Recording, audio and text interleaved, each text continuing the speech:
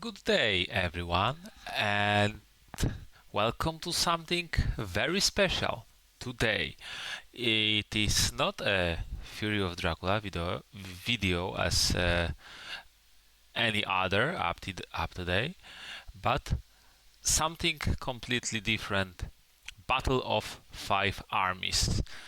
Uh, I decided, you know what? I played a lot of Battle of Five Armies, and actually, I managed to steer community a little bit in few ways.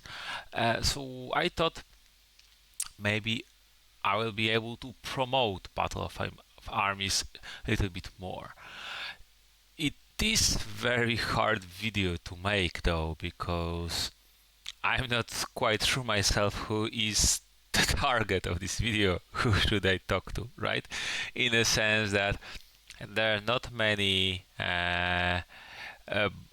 battle players. Probably, and this is something I will invite War of the Ring players to watch and check for themselves. How does it go? So, what will I present and how? This is hard to balance. I will not be explaining rules because that would make video very boring for most of people, I guess. I will try to just explain or talk about moves in the strategic context. I will assume that more or less,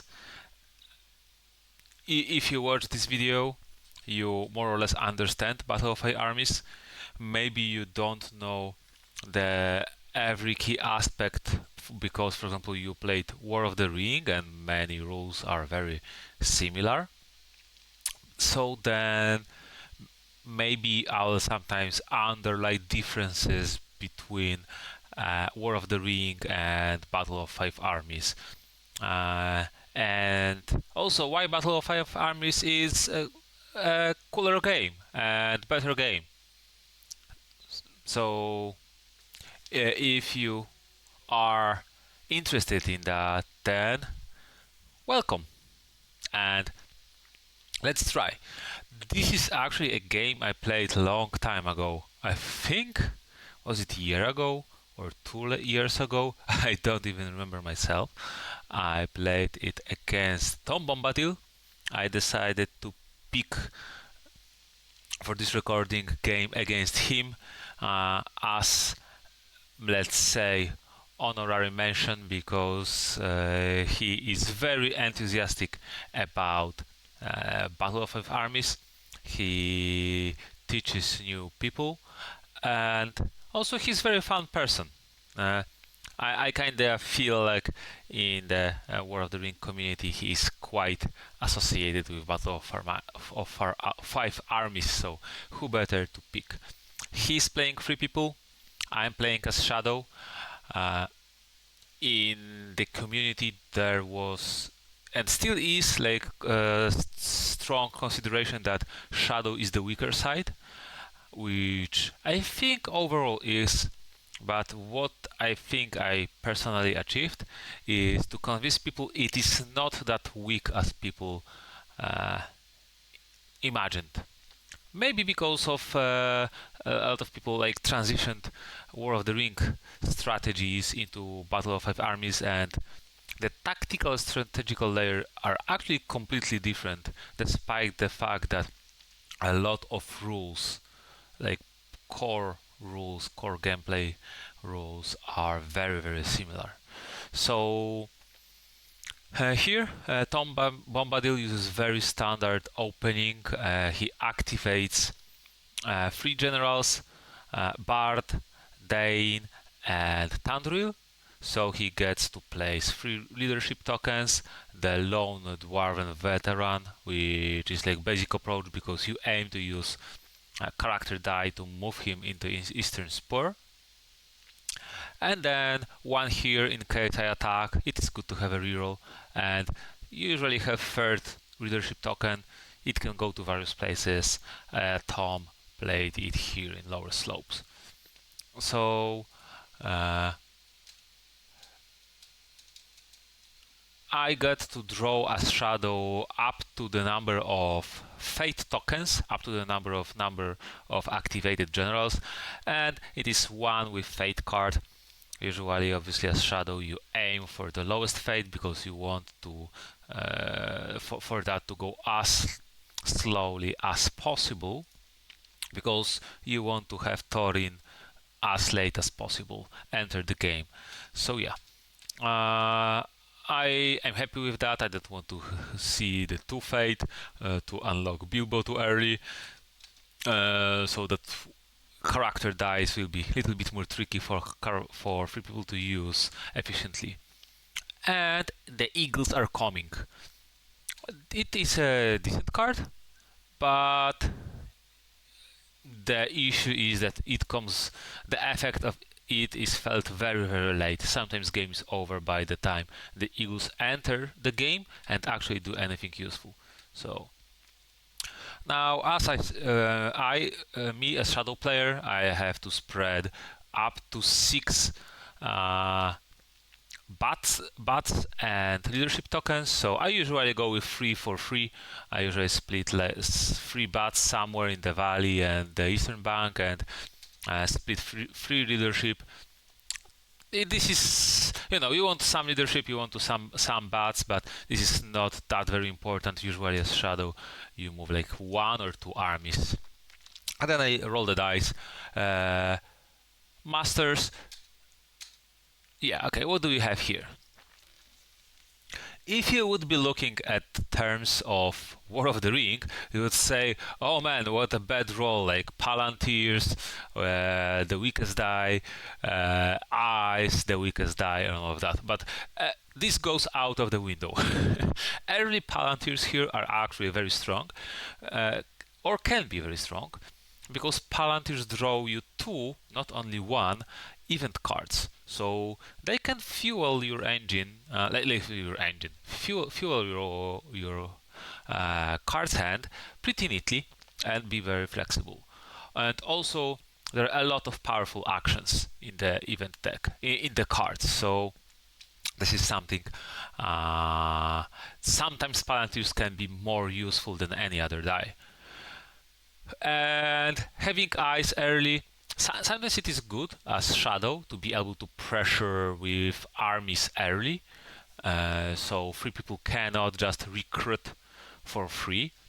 But fortunately for me, free people have only 1 recruitment die. I have few recruitment dice, so maybe I'll be able to do something, especially that I have event card that allows me to move and attack with an army. So I have deceptively I can recruit 2 times and then move with 1 die and attack with Palantir, so I can mess up my enemy a little bit. So what do we do here?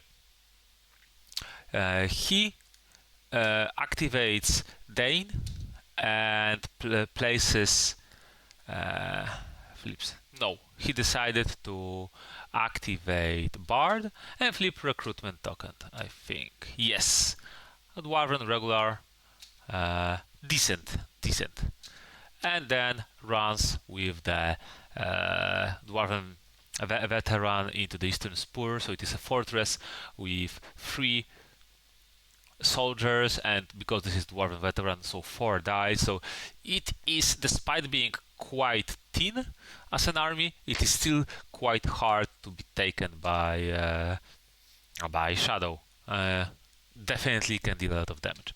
So it's not like I can really put any tempo or some rush anything before free people will prepare for. So I just start spawning my goblins. We have a sweet golem voice in the background. So yeah.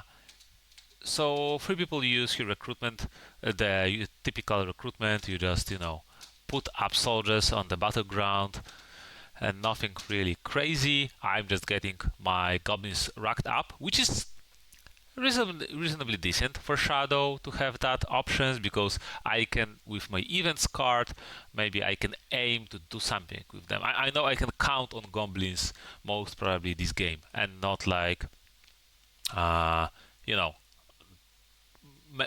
I'll be playing something and suddenly goblins appear and I don't even know what to do with them. So yeah, people draw 2 cards, and now I flip some tokens, and I got quite lucky here. Maybe I should have played differently. Maybe I should have recruited here, but it is not too bad. I got 2 goblins here, so I have full stack of 5 soldiers. So I am actually ready to move. My opponent passes, which is correct to do. He has only 2 dice left, so he wants to see what I do first. And I use a C die, which again, in War of the Ring, it is considered like a weaker die because it moves only 1 army instead of army die that moves 2 armies. But in this specific case, I mean, in this game, you can character die allows you to move an army with leadership 2 spaces. So it is not a weak die anymore. It can be a very strong reposition tool, especially that quite often in this game sometimes you want to move few armies, but sometimes you want to rush somewhere and threaten. So as here, I just covered 2 spaces and my enemy doesn't know where will I go further with them. What will happen? My plan here, by the way, was there is a special rule for bats. Bats with master die allow you to move an army with master. You remove bats, and army in this region can move. So I would be able to use the bats and master die to move 1 spot, and my full big army would be able to attack very weak camp or very weak ruins of Dale, and like attack weak free people that are not recruited yet, not gathered yet. So that would be tough spot for free people. But my opponent responds with an event card that lets him reposition 2 armies that both can move up to 2 regions. This is really wild movement. They can move a lot. So and he uses Dane to place a recruitment token. So he gathers all that spread out armies and builds 1 big super army with Dwarven veteran, with Dane. It is suddenly I had 1 big I had like 1 maybe not very big army, but full army full of 5 soldiers, because in Battle of 5 Armies there are up to 5 soldiers you can have in 1 place. And I was able to threaten weak spread free people, and suddenly, bam, a big, more dangerous army is gathered, and it is not that comfortable position for me any longer. So I decided to switch my strategy, because this is what you need to do as Shadow in this game. Not like you pick a target and you just overwhelm the target and try to be efficient with this. You need to adapt to what free people are doing and attack where free people are weak and avoid where free people are strong. So I use my event card, and that allows me to move and attack. And yeah, in this game you don't just attack neighboring space. In this game, when you use an army or character die, you can pick your army and move and attack with it. So actually attack range is quite big. So this card does the same. This basically allows me to move and attack with the addition of terrain superiority. I will not be explaining how terrain superiority works. I mean, these are some basic rules. You either know it, or if you're interested in the game, you just need to read what is it and how it's calculated. But basically, result of that is I got a new card, so I got some more fuel to go if I want, right? And now I'm attacking through the river, so I'm on the first round hitting only on 6s, but I have full 5-man army, so I'm rolling 5 dice when enemy is rolling only 2 dice. So I have massive advantage, and I pick and we both pick a card from hand to play. There are army cards designated to specific units, so I would be able to play a Varg card, or what was it, or Orc card, right? but they were not really useful here for me. So I'm using Bats card, and Bats are vampire-like, really important card that basically allow me to possibly deal 1 additional damage. But 3 people responded with Captain of War, event card that he sees that there will be not much combat. His leadership token will probably be useless after this turn anyway because it is cleared. So he wants to use the card and the token to minimize his damage. We rolled the die. I rolled 5 misses and 1 6 thanks to the leadership reroll, so 1 hit, and thanks to my vampire-like, I rolled a second hit. My opponent rolled in total only 3 dice, all missed, fortunately for me. But he had, because he played the card, he doesn't in the end he doesn't take any damage because he heals with Captain of War.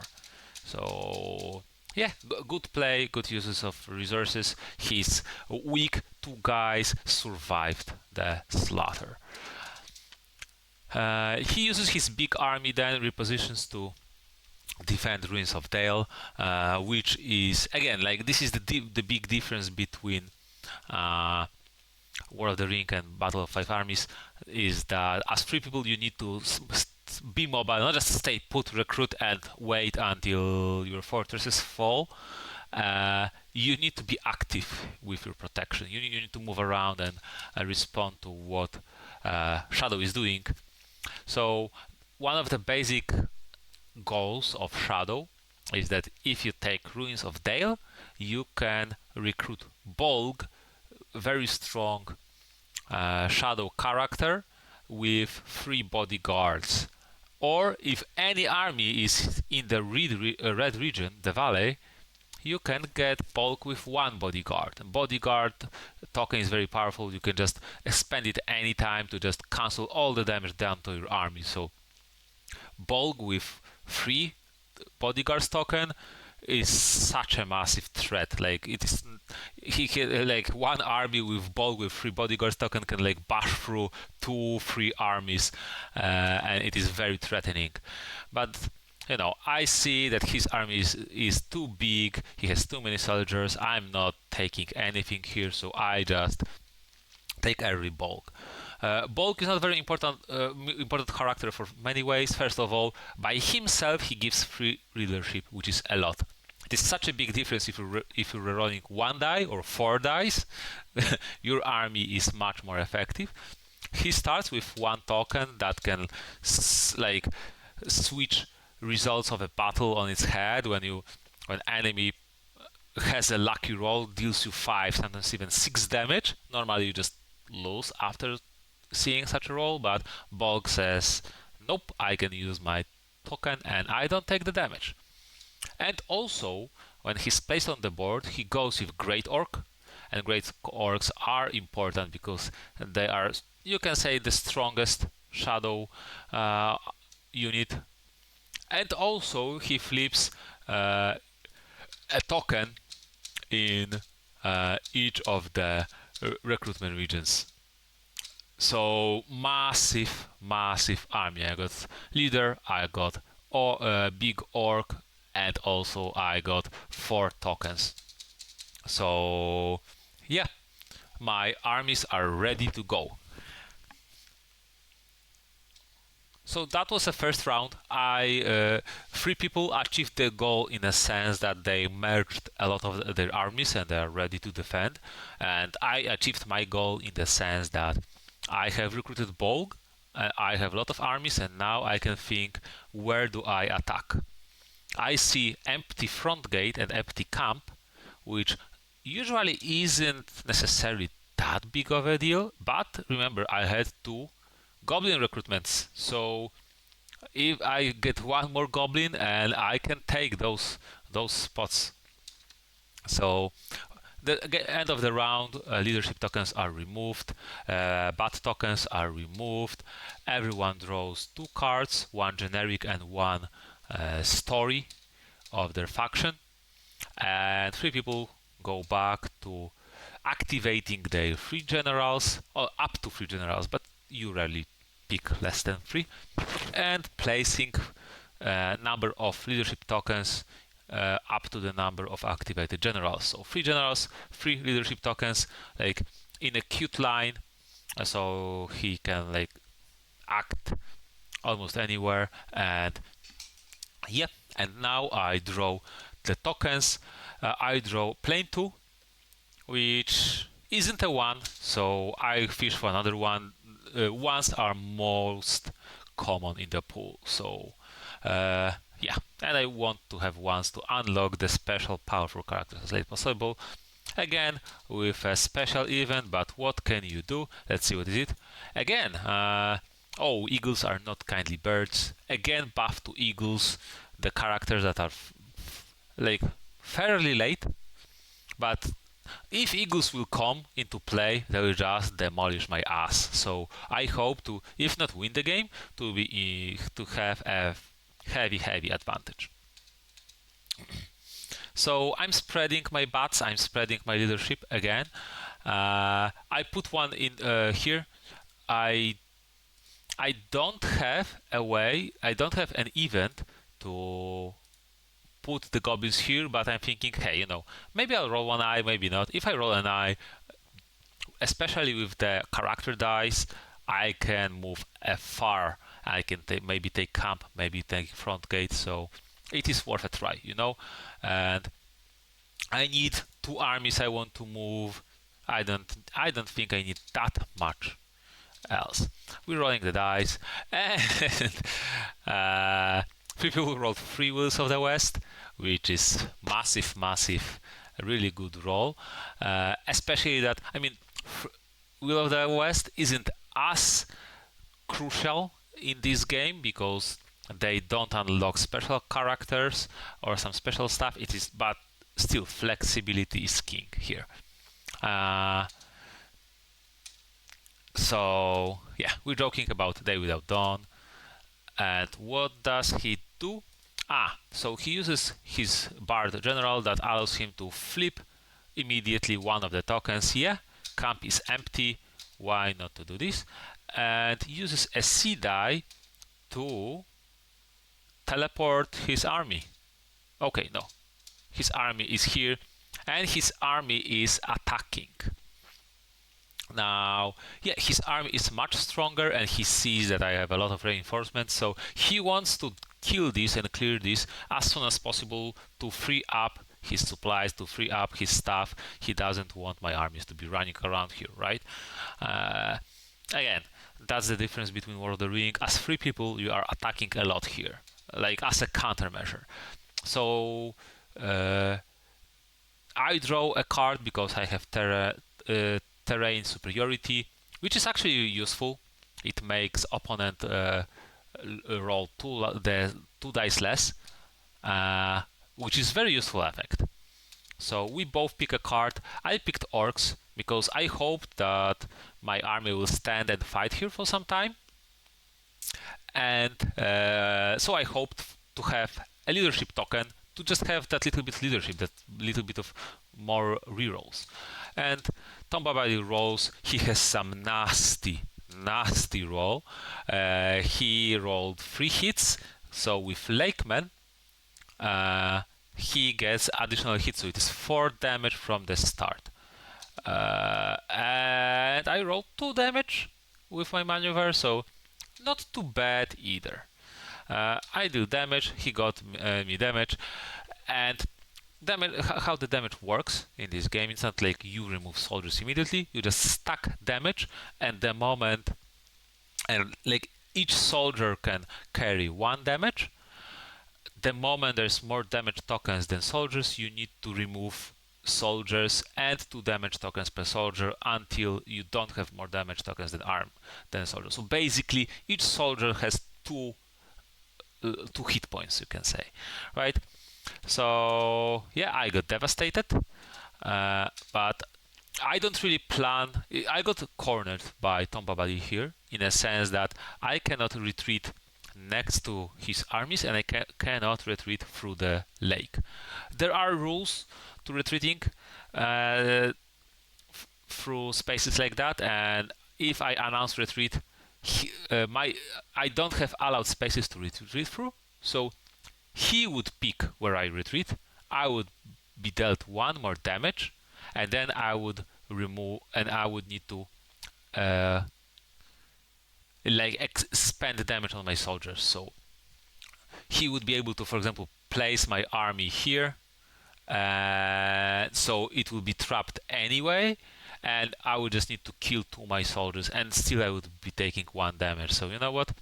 I decided this army has done its part. It's recruited bulk. They're going down. I just hope they will deal as much damage as possible. And my hope is Varks. Varks are actually pretty cool card in this scenario. If I will manage to trigger this maneuver and deal, for example, 2 more damage, I will just kill 2 soldiers right now, and he will have less dice to roll in next combat rounds. He plays Dwarven Veterans, which is super strong, like stronger Lakemen, and we roll.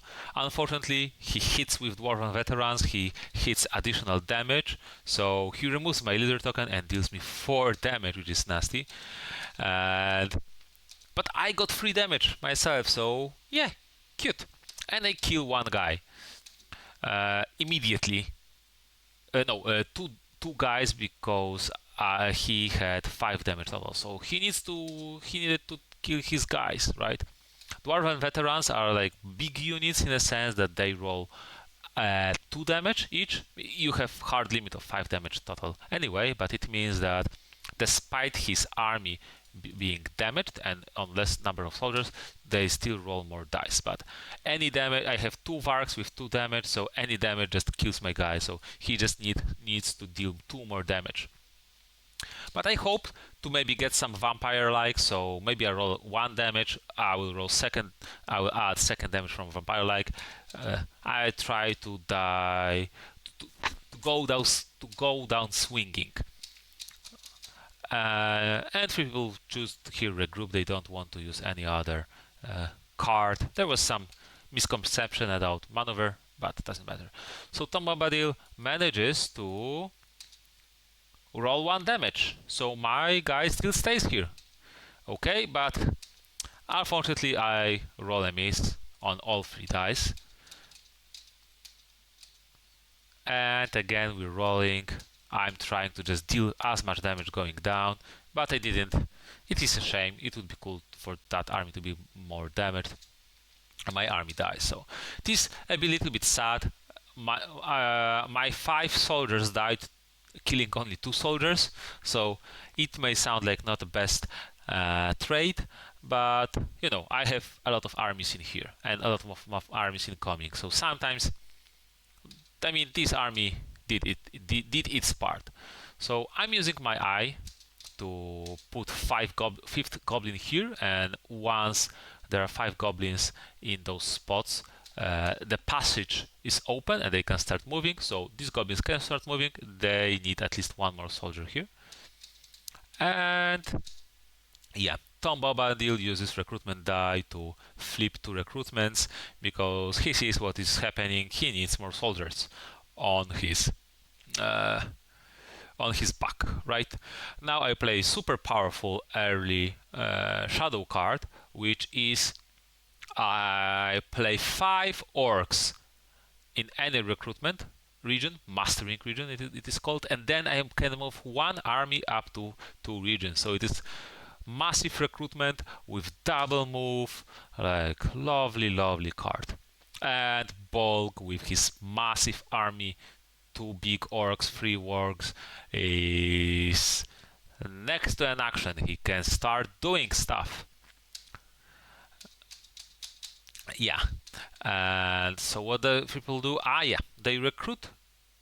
Characters here are recruited with character die, which is very good mechanic. That it is not Will of the West. So he moves Bilbo. Bilbo is very strong because he makes armies tankier.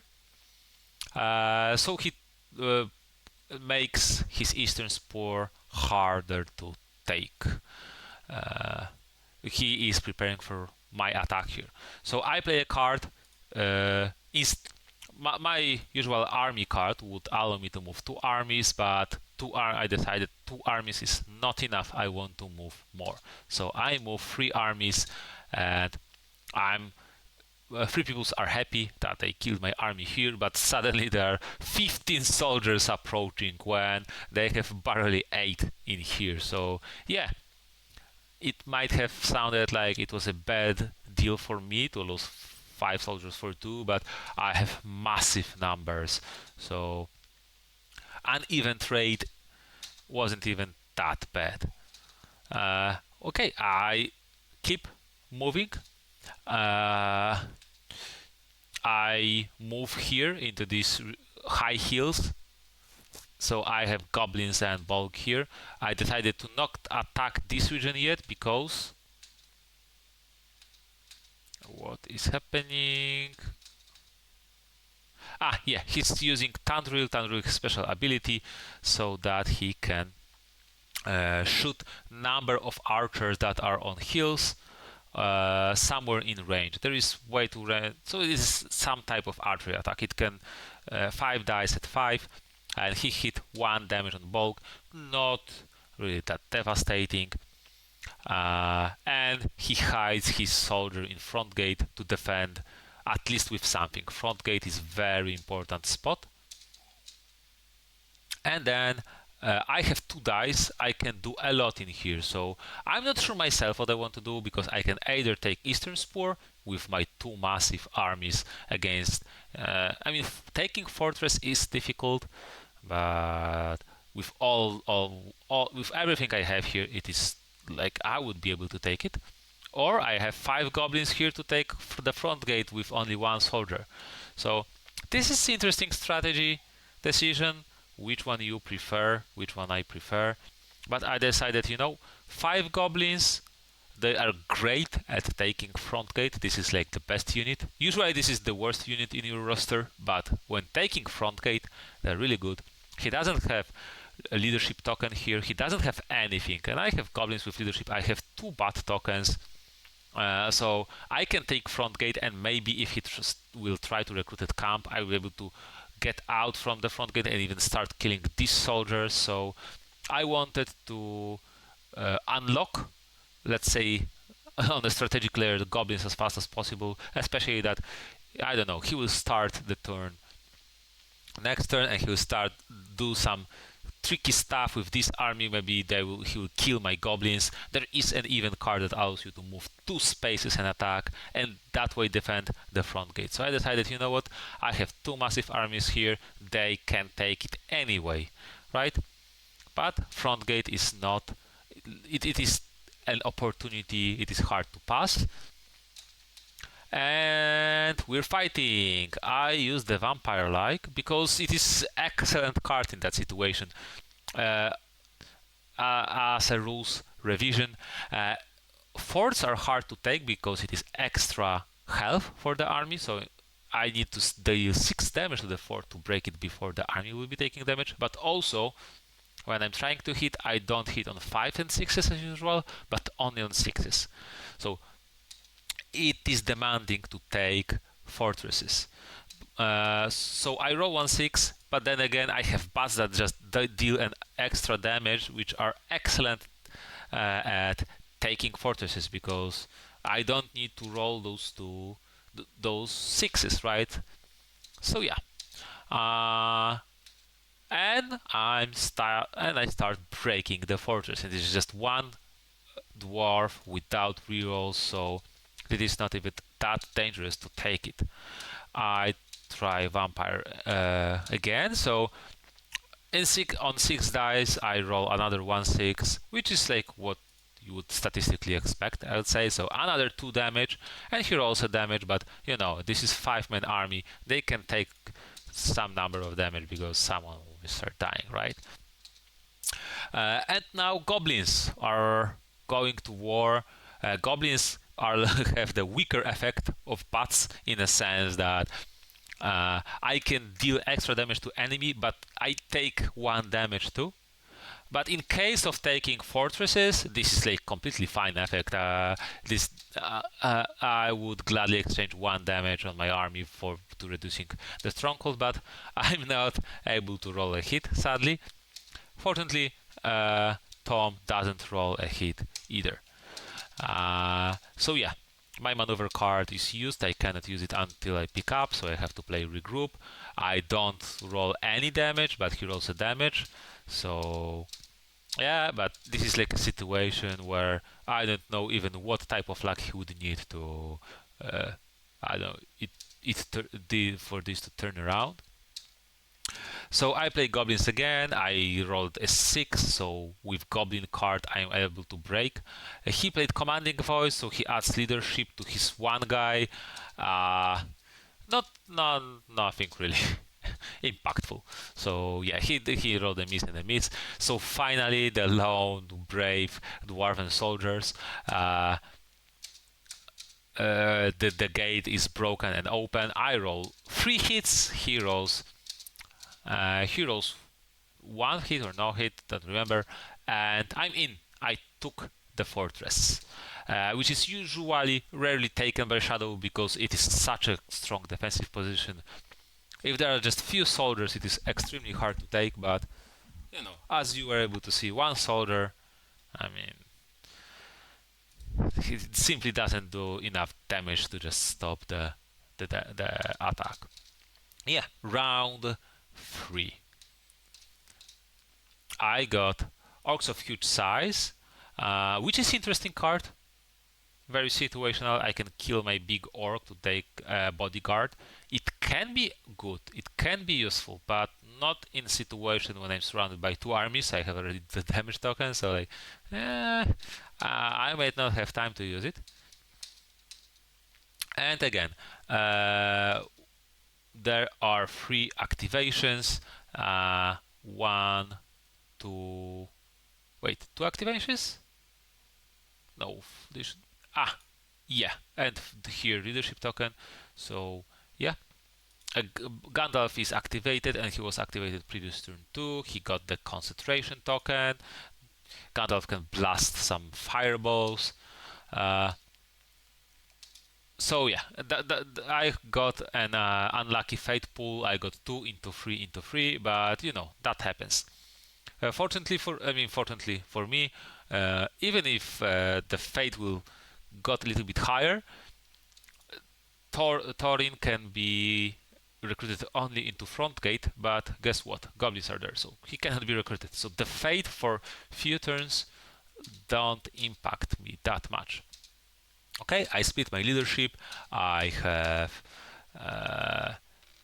I know, yeah. So I'm thinking on activating these goblins. So I put out 4 leadership because I don't know yet what my plan will be, and I put 2 bats.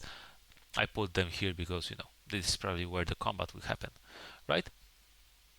And we roll the dice. I got quite cute, fine, flexible roll. There is no Palantir, which is a shame. I mean, even in War of the Ring, sometimes you want to have one Palantir to be able to do some flexible action, but especially here, as you can see, some events are very strong, and some events are the stronger version of basic actions.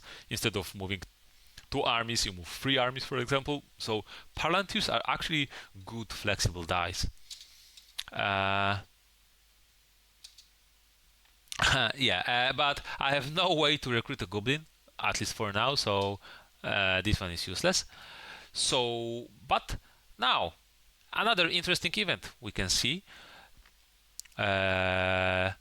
Encirclement. So you can move 1 army, and then if you have 2 or more armies adjacent to the same enemy army, you can perform combined attack. And combined attack is where 2 armies fight 1 army. And it is very powerful combo because you can alternate turns deciding which army is attacking now, so you can split damage taken while expanding 1 enemy army. And you don't need to regroup to take your maneuver cards. So this is very strong maneuver and very dangerous for me. Wait. Yeah, and he used, before the attack, he used Dane. with a cool ability that he places additional leadership token on his dwarven army. So suddenly this army is really strong. Like it is in maybe not as strong as this bulk army, but with help of allies, yeah, they can pack a punch. Fortunately, I have an allied army next to me, so I have a way to retreat. And so let's see what will happen. A big fight. I start with Great Orcs, which is strong card, not very devastating, but strong. If I'll roll this maneuver card, he will be forced to either take 2 damage or remove all leadership tokens from his army. And since he has 2 leadership tokens, it is neat. And he plays Lakeman for +1 damage. And okay, he starts, and because I'm on the hills and he's on the low ground, when he attacks on the first turn, he hits only on 6s. He has 4 Lakemen, so he rolls 4 dice for the maneuver, and he rolls 2 6s from the get-go, which is really bad for me. And with rerolls, he just rolled 4 hits on the first combat round uphill. So I'm like, oh man, yeah. Okay, now I roll back. Fortunately, I roll back with 3 hits, and my maneuver hits too. So he will lose his leadership tokens, which is a relief. And now I'm thinking, I have only 1 bodyguard, so you will see the power. Like, he had a very strong, very powerful turn of attack that would devastate my army, and I can use that ring so I take no damage. So he got a very lucky turn, and suddenly, when he was devastating me, I use 1 token, and my army is fresh and fine, and his army is devastated. Imagine if I had 2 more, right? Bulk with 3 tokens is super strong. But I'm not super strong yet, and I expended my only token, and I'm surrounded by 2 armies. So he swaps attack and attacks with Bilbo. And then I decided, I have enough of this crazy fight and encirclement fight, and I just play Dense Fog. This is a very very cool ability. I will just break the fight. He hits me with 2 damage and Dwarven effect maneuver, so extra damage and extra leader token. It is like, oh man, give me a break. Okay, but I deal 2 damage back, which is cool. This army, so he just uses Bilbo. Yeah, Bilbo is a character that you can use a ring token and remove him from the board to heal army at 2 damage, and then you can use a ring to put back on the army, so he can basically protect up to 6 damage, which is 6 damage is a lot over multiple armies. So I use an event. There is an action, rally action, which heals your armies. Basically roll dice to see how much you heal. Usually you heal on 5+, but this card empowers the action to heal on 4+, which makes me happy bulk, because I would heal only 2 damage with bulk, and fortunately it at least gives me 2 heal. I hope to heal fully. He expended so many resources to attack me, and I just heal, but okay. And then my goblins that took the front gate are healing. At least they got fully healed, right? So this is cool. This is sometimes why it is really cute to have few active armies, because when you heal, you can just protect your soldiers on the front and heal 2 armies at the same time. So what will he do? He decided, what, healing is fine, I will heal too. I will heal and kill. Yeah, so he used another event action. Lots of events, but this is cool about Battle of Five Armies. There are a lot of timely specific events that can be used in situations. So there's a lot of like strategical thinking on when to use each card and how to use it and which to use it. So he used the card to heal his army, move, and attack. He doesn't want to attack uphill to be hitting on sixes again. So he moves here to pincer me against two armies. This army is not taking part in this battle because this card allows for only normal attack. But yeah. I start with Great Orcs again because he doesn't have leadership tokens. And what Great Orcs maneuver does, if he doesn't have leadership tokens, he either needs to take 2 more damage or kill his Dane. And both results are very good results for me. But he uses Fierce Defense, so he is being hit only on 6s, which is irritating. I don't know if I roll a 6. Okay, so he dealt me only 1 damage. This is good. And I'm rolling, but I dealt him 2 damage with a maneuver, so wait. Yes, rolls a 5. Yeah, 5 is a miss because it was a Fierce Defense. So yeah.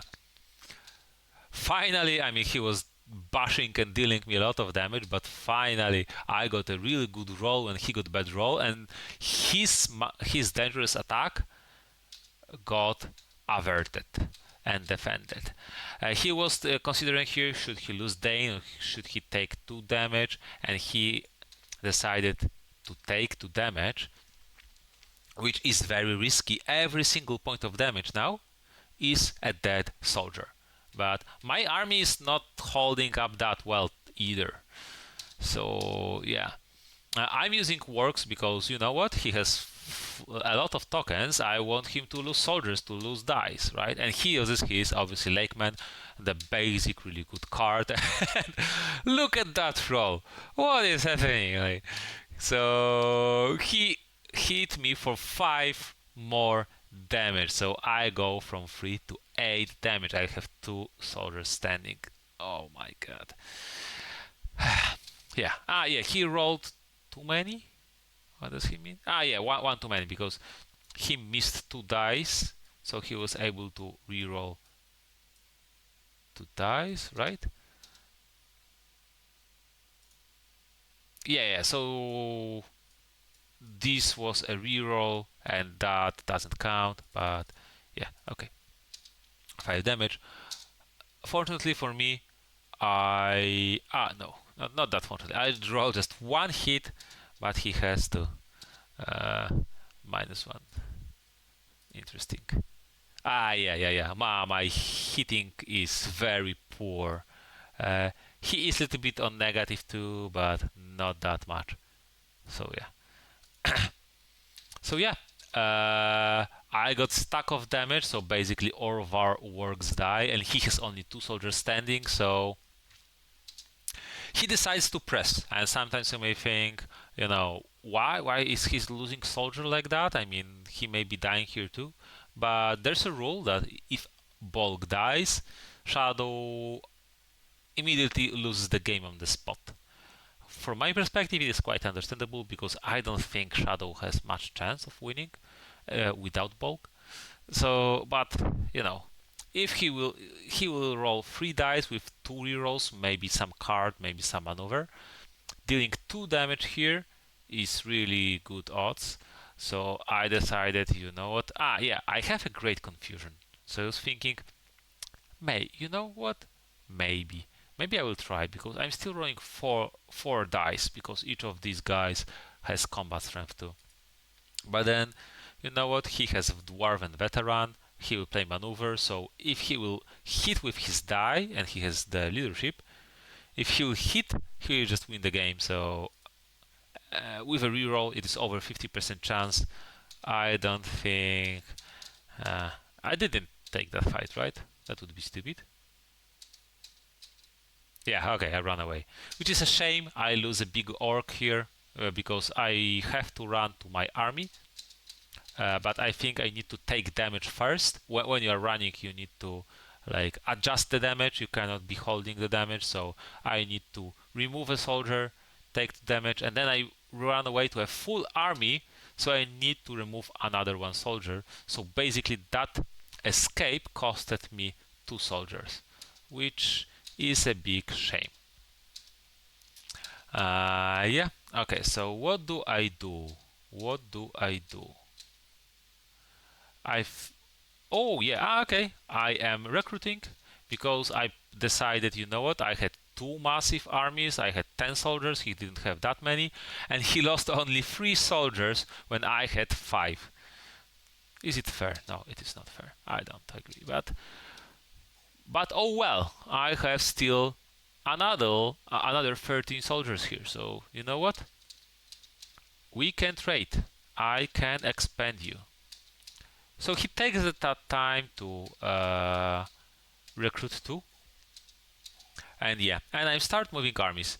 I don't really want to attack him right now because I'll be hitting him only on 6s. And if he survives first combat and I will press, he can retreat to Eastern Spur. And suddenly he would merge 2 armies. That would be difficult. But yeah, I'm just moving soldiers. I will just pressure him by movement because next turn I can move here and attack him, and I'll be hitting on 5s. So, you know, he has only 2 soldiers, 4 damage with Mar 4 leadership. Not that hard to deal. I mean, just demolish him here, you know, in 1 combat round.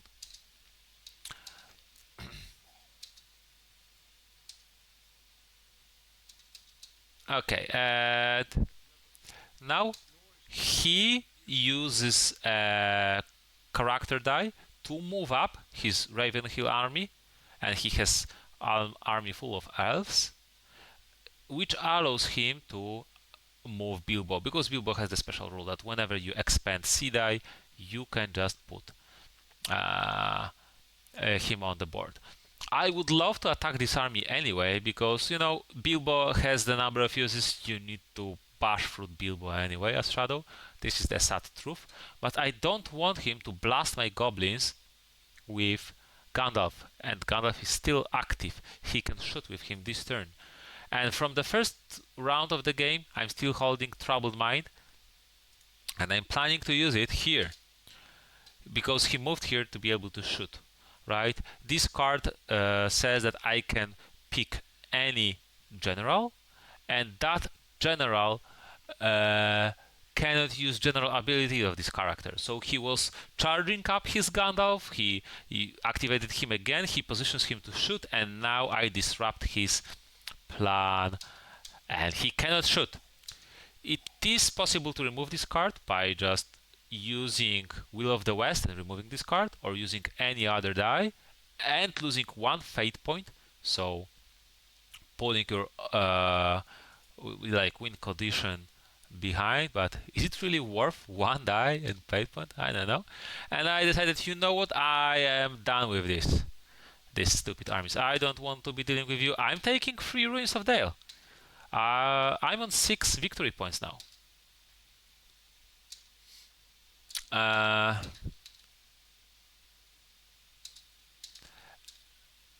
And yeah, I pressured him because I was able to use my attack to move and attack those 2 lone elven archers and take a fortress and remove this recruitment mod token. So he wisely retreated them first to defend at Ravenhill and to not lose soldiers. You know, small armies, like small army versus big army makes you lose very fast, like unnecessarily lose soldiers very fast. So I use my army die to just move my armies ahead.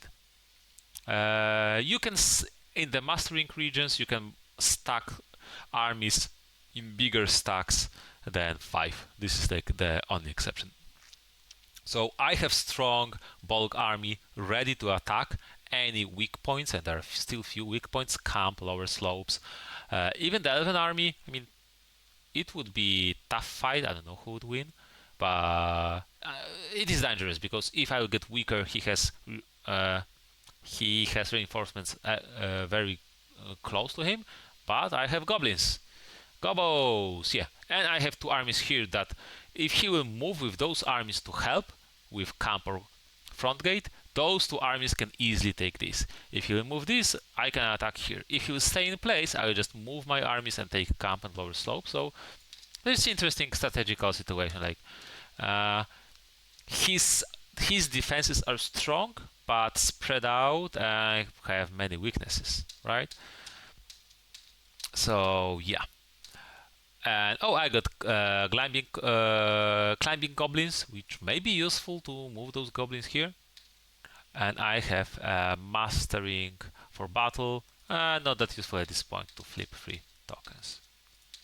Yeah, he's drawing cards, and yeah, he again activates 3 generals, everyone apart from Gandalf, obviously, and I have to accept 2 with fate token. So those eagles were stacking and stacking with cards, and they can be oh my. And there's third event card, like fate card regarding eagles.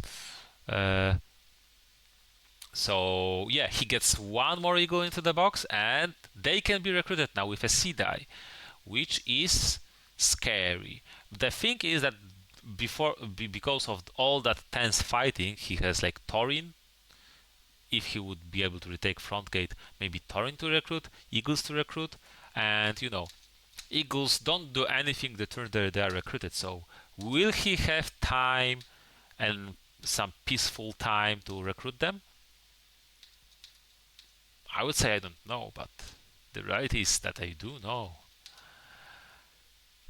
Okay, I have some weird roll that doesn't allow me for many attacks. I have 2 goblins. I didn't want that many. Especially that I have goblin event recruitment cards, so I'd prefer to play that anyway. But he has 3 recruitment dice, and like this is like the most inflexible ones. He cannot move with those cards, he cannot attack with those cards, he can only recruit. Not very useful. So it is lucky for me.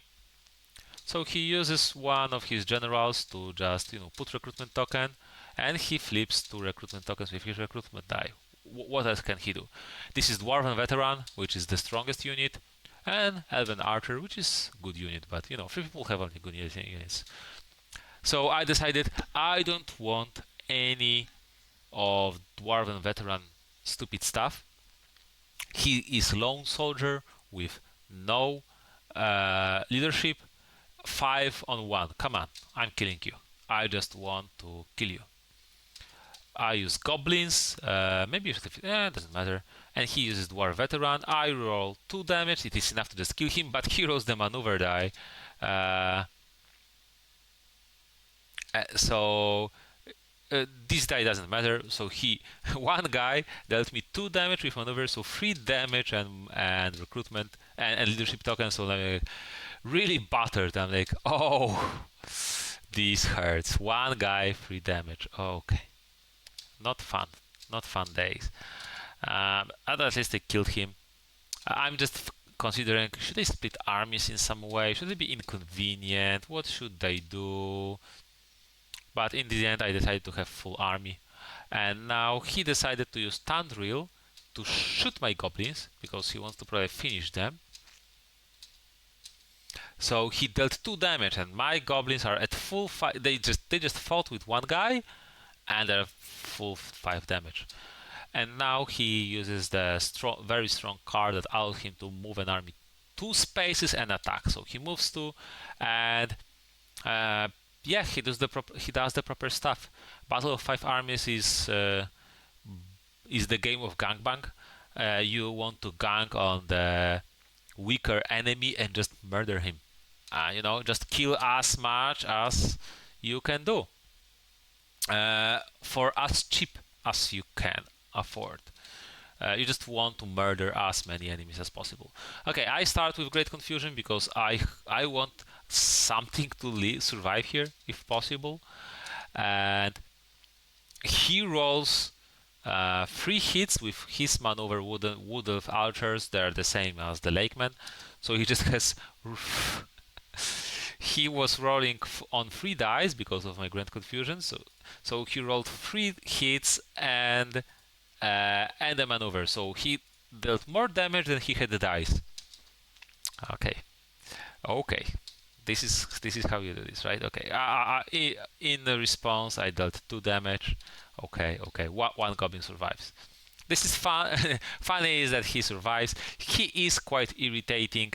He cannot move out of camp without nothing, because my goblin can just move back, which can be extremely irritating for him. Maybe yeah. And this was the only spot I was able to retreat. I would like to retreat here, but whoops. I would like to retreat here, but he was attacking from this region, and you cannot run adjacent to a space adjacent to an enemy. You need to run away from the enemy. Yeah, so he devastated my ass here, and my 5 goblin army just managed to kill 1 guy and deal 2 damage. It got totally destroyed. Okay. So I was thinking on using an event card to stack my army and move an attack, but this card says that I can stack an army and only just move, which is not as strong as I hoped. So I decided, you know what, there's a lone guy here, let's wreck him, because this is the name of the game. Remember, this is Battle of 5 Gangbangs. And yeah, I hope to kill him. So I hope I will roll the damage to kill him. So I just used orcs so to possibly get a leadership token, because maybe it will be useful. I mean, it is better to have more leadership than less. It is simple math, right? I managed to kill him. I didn't even take damage. So this is sometimes a cool stuff with Shadow, that sometimes you can go and attack and grow in strength, which is in very specific way. Now he does a cute move here, so he moves back and forth to retake the front gate, take it back away from me, and move into position. And he uses a ring to reposition Bilbo to Ravenhill. He recognized, I mean, this is inefficient use of Bilbo, but sometimes necessary, and I think this is a smart choice. He realized that, you know what, he has somewhat enough here.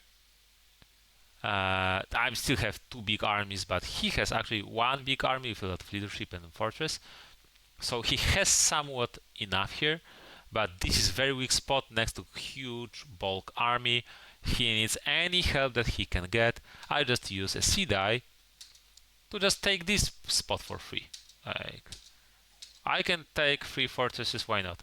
And he uses as a card to just flip, to just recruit a soldier from a token. So this was a very weak stronghold, and suddenly it is getting bigger and bigger. Irritating. I decided I am trying to take this, because despite it being fortress, again, I have 5 leadership, he has no leadership. I have full army, he has only 3 dice. So I want to take it. Unfortunately, he has dense fog, so he can stop my fight, which is very crucial for him, because otherwise I would have no, I wouldn't win this turn, because wait, how much do I have? No, I would have won this turn if I take this, because each of the settlements are 2 points and fortresses are 4 points. So I would have 10 points. I would have won the game if I take this. So he desperately needs to defend it. I have Battle Fury, which is a very useful card for taking fortresses, because instead of hitting on 6, you hit on 5s. And whoa! Now I should stop complaining, and I will, but just don't check me. Just trust me. And I roll 4 hits, so I break the stronghold in 1 turn. No more rolling on 6s. Yay! But he rolls 3 hits back at me. Sake, screw you. 3 people. Yeah, okay. 3 guys hitting 3 damage. Okay, but I mean, it is still good result for me. I mean, I'm not complaining. I'm not complaining. I told you I'm not complaining. I'm just saying the truth. Whatever. Oh, and another recruitment card, which is there are actually it is not like very lucky. There is quite a number of recruitment cards, so it is something you need to account in this game that sometimes an opponent can pull up recruitment. So usually it is good to be able to finish an army and not allow it to like sit back and possibly recruit. So there were at the beginning of the turn there were just 2 elven archers. Suddenly there are 4 soldiers and a bilbo, but at least broken stronghold. So yeah. Now I use the rally. You can because I just want my front most important army to be at full strength, and fortunately I heal to the full. And yeah, he is able to place the token. This is fair. You just and I try to heal with the goblin, but goblin doesn't work. I mean, that didn't roll, and I just place goblins, so I unlock my another army of full soldiers. So again, I want to go and bash through. And this is funny. This is an interesting thing because of all the pressure I exerted on him, like the pressure that that I had opportunity to win the game. He didn't have time to recruit Thorin, to recruit Eagles. So this is very important because if 3 people have time to breathe and to just regroup, they can just recruit those powerful characters and powerful entities or whatever it is. But he simply didn't have time, and this some type of a snowball effect, you know. He doesn't have them, so he cannot use them. So because he got pressured, so I can pressure him more, and the cycle continues. Cycle of hatred and battle. Oh, okay. Yeah, we discussed here. There was a way for me to play much better this entire battle, but you know what? Let's not go that deep into strategy and tactics. I think this game is really cute regarding how much strategy and tactics and thinking and planning ahead it requires, and sometimes position of these armies can be more important than strength of the armies. But I intend to be like an introductory video, and I try to focus more on the basic stuff. If this will catch on, if these people will be interested, I will dig some other replays with some cool plays and more advanced strategies and tactics. So yeah, Fate free because he needs leadership tokens. He needs stuff, and Fate doesn't help him that much. He doesn't have dice to recruit those characters anyway. And the first tile was the one I took anyway, so it doesn't really matter. This is very powerful if you have Thorin.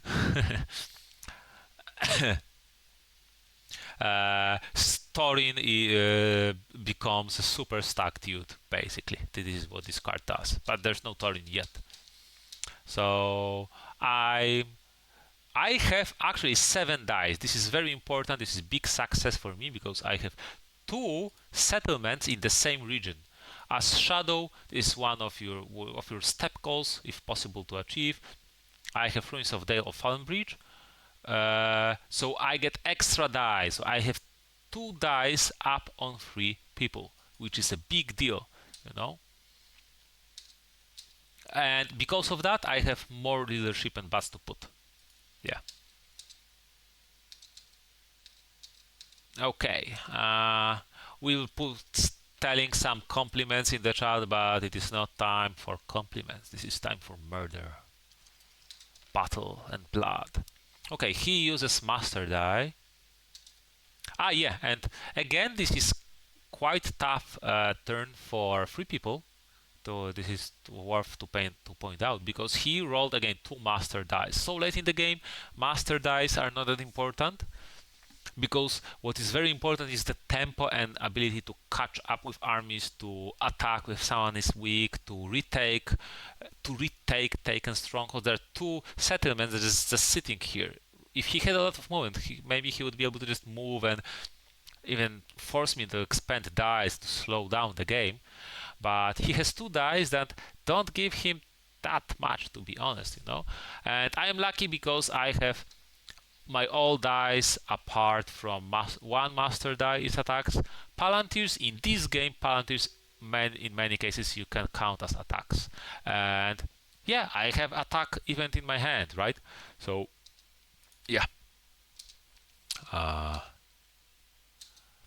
So he uses master die to just put a soldier, which he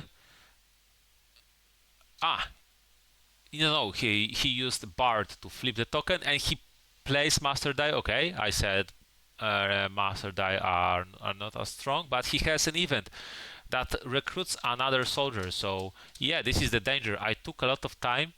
I wasn't speeding the attack. I took the Fallen Bridge instead, for example, of attacking Ravenhill 2 times, and I'm punished for that. Because he is able to stack armies, and this is quite big army. Leadership is very important in this game, not only because you roll misses, but also you make your maneuvers more consistent. So my army is still, I would say, stronger than his, but he has Bilbo with 2 health, so his army is a little bit tougher. Yeah. On the other hand, I can try attacking and then maybe healing with rally action. It is not as easy, but I need to bring my goblins. So it will be 2-on-1. I told you it is a gangbang game. So I'm attacking.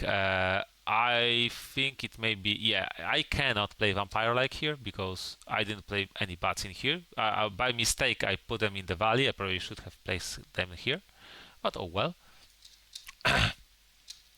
I got but fortunately I was able to just kill the guy without taking any damage. Yeah, gobos! And since this was battle on the high hills, I got a card from that. So yeah, goblins are important part, and he recruits Thorin. Thorin is very strong, but in long game scenario, I'm not sure if it was proper, especially that he doesn't have that many movement dice, and it is like very crucial army die that can allow him to move 2 spots. But yeah, he places recruitment tokens in. He would have put one, I think, in Fallen Bridge 2, but it is mine. And he got a 3 people die, so in future turns he will roll extra dice. Thorin is really strong. So yeah, that's the issue. When I have 2 more dice than him, I can put a lot of pressure on him, and if he tries to match it, he will just run out of steam too fast. So he needs to break at some point. He has full Ravenhill, so this is, and even if I'm trying to attack right now, like what he can do, he may start bringing this here, but maybe then I can turn around and then kill him. It is not easy. He's not easy spot. He probably needs to either hope that it will, with some luck, survive and expand me, or that the take will be very costly and he try to retake some points, so I'll not have 10 points because this is very important. He has 2 soldiers here against 1 wounded goblin, so at least it is safe. If it previously this was only 1 soldier, so I mean I could have tried. I mean, what sense would that make? But if necessary, maybe some desperate play. So yeah. So I do combined attack with goblins. Since this is high heels, my goblins give me terrain superiority. Hooray, goblins! Goblins not that bad, Come on, people. And I start with goblin card. This is my army that I can expand. I don't really care that much for this army, so I don't want to use like my top events, but maybe some of them will be useful. So I just want to, for this army to mutually destruct with this one, and then my main, more important one finishes the job. So he plays his wood elf archers, wooden archers. Yeah, I got 2 hits, so it is fine. I deal 1 damage to me and 3 to him, and he rolls 6 damage. So yeah, this is sometimes the game. You fight against enemy that rolls 5 dice and you get 7 damage. Yes. Okay. So I dealt him 3 damage, but he was Bilbo, so that was a combat. I got 7 damage. He put only 1 damage token on himself. So yeah. Okay. Wood Elf archers are expanded. I swap army and I go to bulk. Okay, let's hope bulk will do better. I start with orcs because I see this combat may take some time. I want to stack some leadership. And I got 2 hits with a maneuver, so it is decent. And he deals only 1 damage to me, which is okay. So that combat with goblins was very unfortunate, but this is start going well for me, especially that the second army is more important, right? So yeah. And now the classic maneuver 1-2 punch with shadow. You first put some damage and then play wargs. I mean, those guys, wolf guys, to make them lose soldiers and make them lose dice, right? And he plays Lakeman, which is understandable. He has only 1 Lakeman, I think. Yeah, 1 Lakeman. But if he will roll him, then he will do the extra damage, which is... fortunately, I got my maneuver, so I can side with relief. And 3 damage. Massive, but he also deals me 3 damage because he rolled 2 and got the maneuver. So yeah, this is a lot, but he got 2 guys left. So, and I still didn't lose a soldier here. So it is not going the best for him. So he decides to run.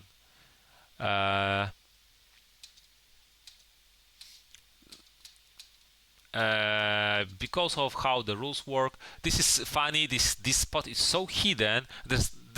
It has some even UI overlay here, and it has some box for Bjorn that it is even hard to realize that this is even a region, you know, that you can really move in here. So I totally missed that. I thought that he needs to fight to the death. But okay, he runs away because it is like forced retreat. It is next to my army, so he takes 1 damage. And I take my Raven Hill. I'm at 10 points. Am I? Yes, 6 plus 4. So I'm at 10 points. If he will do nothing, I'm losing the game this turn. So he uses Palantir to move 3 armies. It is a big deal. So he merges Eastern Spur, which is understandable. I have still enough dice to try and take it if he will do nothing. So he needs to defend that, because if I take it, it's game over. And then he moves away, and with those 2 irritating soldiers to retake those 2. Fortunately for me, I have still a lot of dice, and I have the character die, which is very important because it can allow me to the movement. Yeah, so wait a second, he's considering how to move. Yeah, he's thinking on Fallen Bridge. Yeah, okay, understandable. So yeah, so he didn't merge those armies. I mean, this is understandable to defend this, but on the other hand, if he defends this, he probably cannot defend those. So yeah. So I just use my army die to block the Fallen Bridge, so he cannot take it for free. And my army is much weaker than his. He has 4 elven soldiers with 4 leadership, and against my 3 measly wounded goblins with 1 damage token. I mean, with 1 leadership. But still, over the river, he also has damage tokens, so at least it can cost him. And he cannot just move. He has to attack, right? Which is important. So, yeah, he is rolling some arrows but missed with them, and he takes lower slopes, and wisely enough, this is interesting, he moves with only one guy in here. He doesn't move with both. Why is that? Because I need to attack this anyway. If he moves with both, he unlocks a path for my big army that can smash him easily. So I will be able to move here and attack. But since this archer is blocking, I cannot attack directly this guy. I need to attack this one and attack this one, and suddenly I'm out of dice. I cannot take Ruins of Dale. But I have a plan. I have moved to strike. A very strong card. I use Palantir to attack. I can move 2 spaces, so this army easily kills this guy. I still have a sea die to then move that army and take this one. And I think Tom Bombadil accepts defeat here. He says that he can do nothing to protect the 10 points and extend combat game to the next round.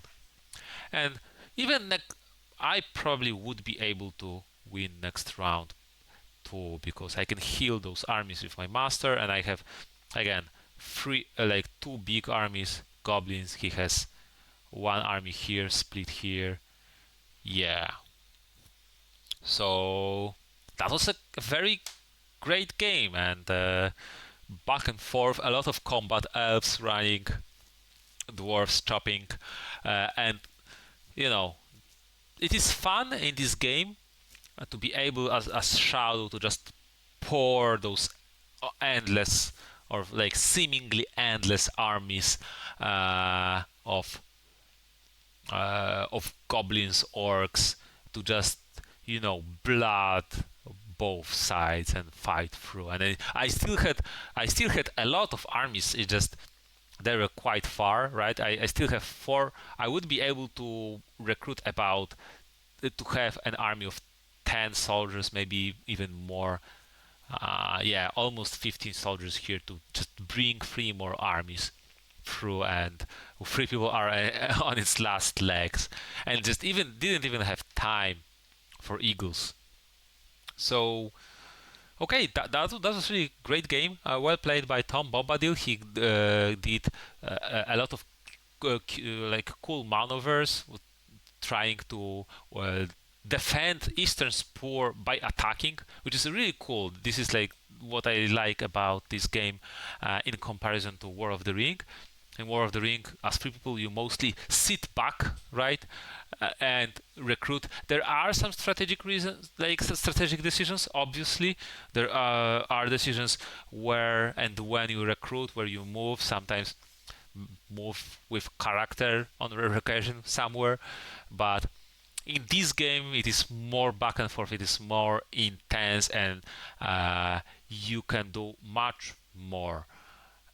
So tell me what you think. I'm interested if people will get some interest in that, in the game and content. What type of content? Should they go into even more basics, or maybe more advanced? Or maybe more explanation, like what this game is even about. Maybe following this combat, not understanding fully the rules is too hard. So maybe do some introductory video how the game is played, and not only about the rules, but like the meta.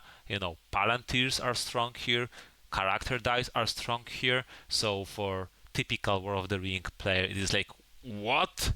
Blasphemy! I want only hybrid dice and and Will of the West, right? And yeah. So it is fun how I feel this game is more diverse, despite the fact that it is much more compact in sense of fighting space, right? It's fighting area. So yeah, let me know what you think, and if there will be some interest, I will try to feed that interest with blood of my enemies. Good day.